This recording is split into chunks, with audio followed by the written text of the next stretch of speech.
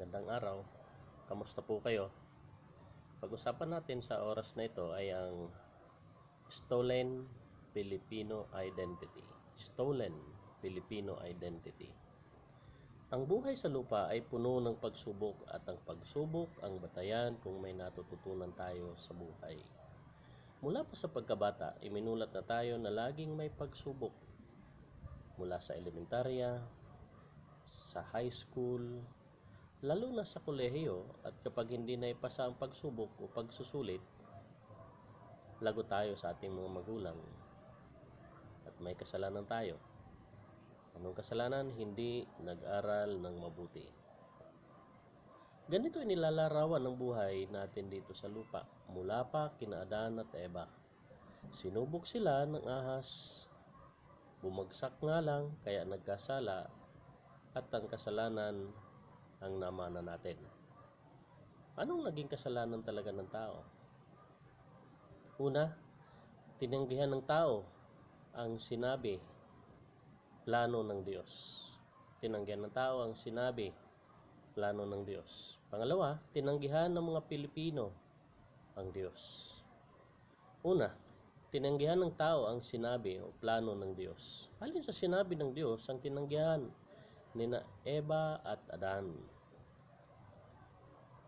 Ito ay siya ang mamamahala sa buhay sa lupa.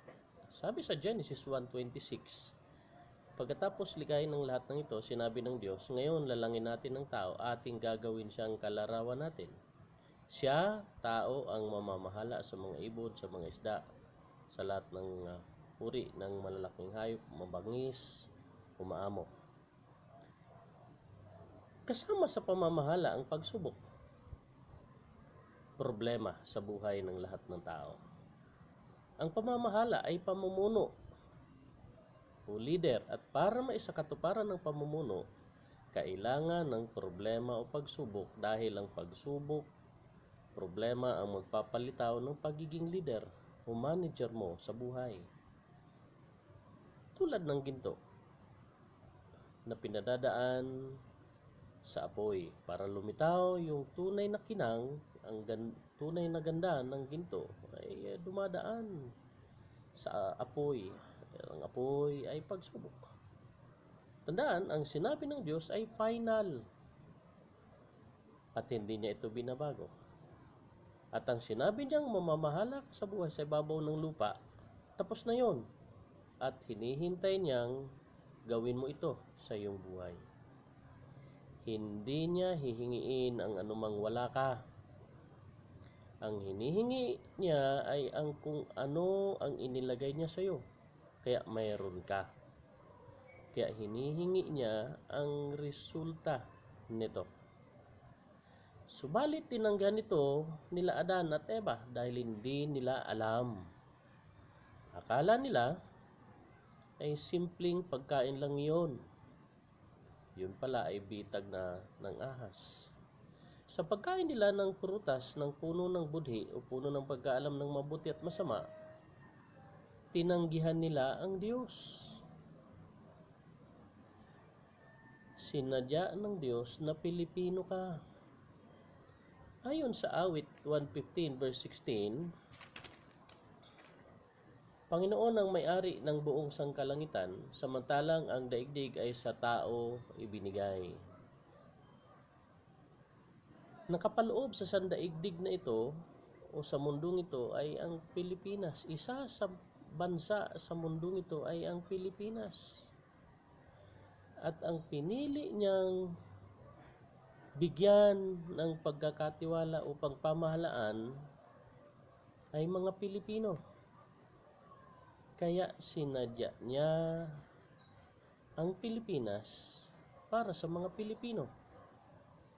Inihanda niya ang Pilipinas para sa mga Pilipino. Kaya ang tanong, aksidente bang naging Pilipino ka?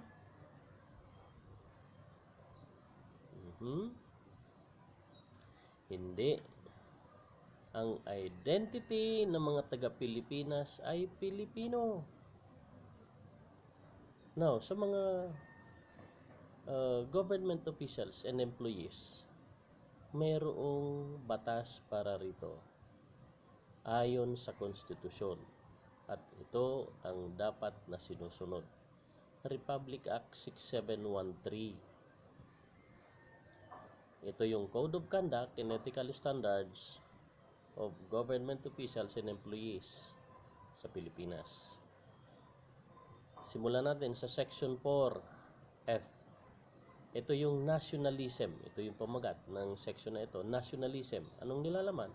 Public officials and employees shall at all times be loyal to the Republic and to the Filipino people. Promote the use of locally produced goods, resources, and technology, and encourage appreciation and pride of country and people. They shall endeavor to maintain and defend the Philippine sovereignty against foreign intrusion. Section 4G, commitment to democracy.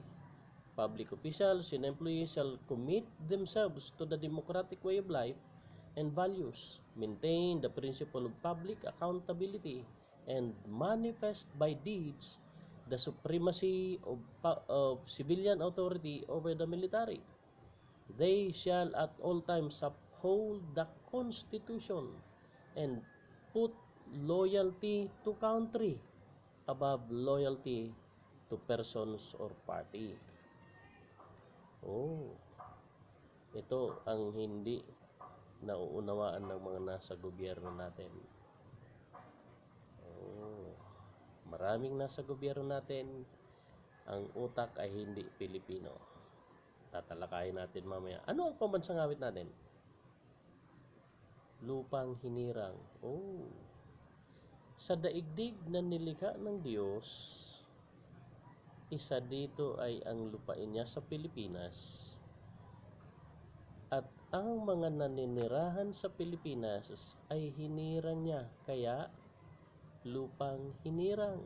Ano ba yung salita ng hinirang? Pinili. Pili. Lupang hinirang. Ito yung pambansang awit natin. Ano ang nilalaman ng panunumpa ng katapatan sa watawat ng Pilipinas? Ito yon. Ako ay Pilipino, buong katapatang nanunumpa sa watawat ng Pilipinas. At sa bansang kanyang sinasagisag na may dangal, katarungan at kalayaan na pinakikilos ng sambayan ng makadiyos, makatao, makakalikasan at makabansa. So, panunumpa, pangangako, panata.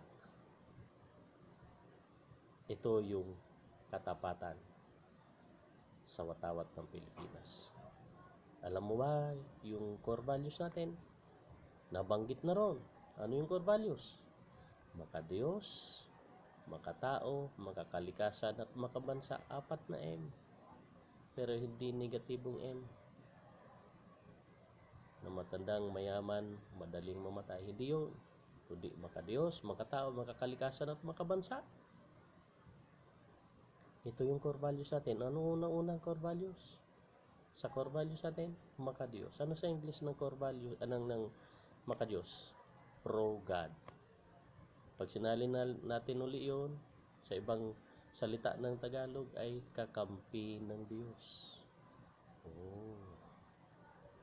Pag sinabing kakampi ng Diyos, ibig sabihin may relasyon, may magandang relasyon sa Diyos. Ang kasalanan ng maraming Pilipino ay nagpapanggap. Nagbabalat kayo. Nagpapanggap.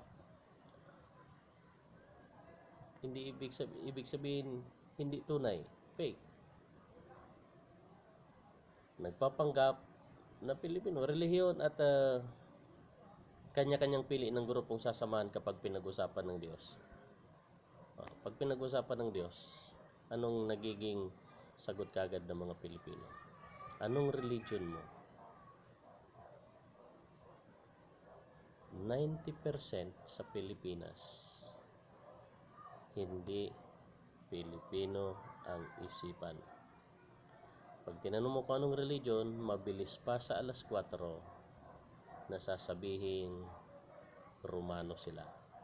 Pag sinabing Romano, pinanganak sa Roma. Ang pinanganak sa Pilipinas ay Pilipino. Ang pinanganak sa Amerika ay Amerikano. Saan ka pinanganak? Ano ka ngayon? Maraming Pilipino ang nadaya. Kaya sa isipan nila hindi sila Pilipino. Ang solusyon dito ay tanggapin mo ang pagka-Pilipino mo. Pamahalaan ng Pilipinas. May usapin bang relihiyon? Wala. Ako po ay Pilipinong makadiyos. Pangalawang kasalanan. Tinanggihan ng mga Pilipino ang Diyos. Namuhay tayo ayon sa sarili natin at hiwalay sa Diyos. Nagsarili ang mga Pilipino ng desisyon sa buhay. Ano ang pambansang awit natin uli? Lupang hiniran. Lupang pinili. Mas pinili ng mga Pilipino na magpanggap magkanya-kanya ng grupong aaniban sa halip na manindigan bilang buhay bilang tunay na Pilipino. Ano pong relihiyon mo? Baptist, born again, Sabadista, Muslim, Roman Catholic. Pansinin po natin, iisa ang itinuturo ng mga ito. Ano yun? Ang pagpunta sa langit. Hindi masama at yun yung pangako ng Diyos na kapag ka namatay ay dadalhin sa langit. Pero nung makipagrelasyon ka sa Diyos, ako nakipagrelasyon na Diyos, pero hindi naman dinala agad sa langit eh. Nung tinanggap ko bilang Hari at Panginoon ko si Jesucristo ng aking buhay, binago ako upang gampanan ng pagka-Pilipino, upang maging Pino ako sa Pilipinas. Ito yung tungkulin ko. Para mapunta ng langit, kailangan mamatay. Ang tanong, kung tinanggap mo na si Jesucristo, gusto mo nang pumunta sa langit, kailangan mo munang mamatay. Paano yung tungkulin mo dito sa lupa bilang pinili ng Diyos na maging Pino? So, itong mga relihiyon na ito, iisa ang tinuturo ang pagpunta sa langit. Bata pa tayo, malakas pa tayo. May magagawa pa. Ayon dun sa pagkakapili ng Diyos. At yun ang hinihintay ng Diyos sa atin. Tingnan natin minsan pa ang tungkuling ibinigay at inaasahan sa atin ng Diyos, maging ng mga naunang mga mambabatas natin. Ito yung pamahalaan, gawin katulad ng langit ang Pilipinas. Anong sabi sa Matthew 6:9-10? Ama naming nasa langit, sambahin nawa ang pangalan mo, maghari ka nawa sa amin, sundin ang loob mo dito sa lupa tulad ng sa langit. Sundin ang loob mo dito sa lupa tulad ng sa langit. Gawin katulad ng langit ang lupa. Ano yung nakalagay sa pambansang awit natin? Buhay ay langit sa piling mo. So, may koneksyon. So, gawin katulad ng langit ang Pilipinas. Ang tanong, nakaayon ba tayo? O suway tayo sa Diyos? Asan ang kasalanan? Nasa bawat tao. Nasa bawat Pilipino. Ano ang kalaban ng mga law enforcer? Kasalanan. So, at ang kasalanan ay nasa bawat tao. Ano yung kasalanan natin ng mga Pilipino sa Pilipinas? Tinanggihan natin ang pagkakapili sa atin ng Diyos. Ang utos ng Diyos sa atin, pamahalaan gawin katulad ng langit ang Pilipinas. Kasama siya bilang mga pinili niya sa Pilipinas. Upang mangyari ito, kailangan natin aminin sa Diyos na nagkasala tayo. Dahil tinanggihan natin ang pagkakapili niya sa atin na maging Pilipino. Pangalawa, magsisi o magbago ng alam o pagkakilala sa sarili na hindi tayo Romano, kundi pili ng Diyos upang maging Pino. Pilipino. Gising Pilipino. Bangon Pilipino at simulan ulit na may tamang pagkilala sa sarili ayon sa pagkakilala ng Diyos sa atin.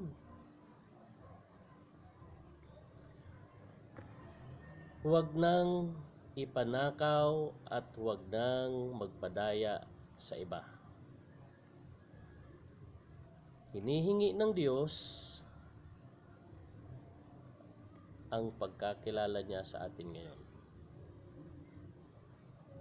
Yun ang pagkaisahan natin na gawin.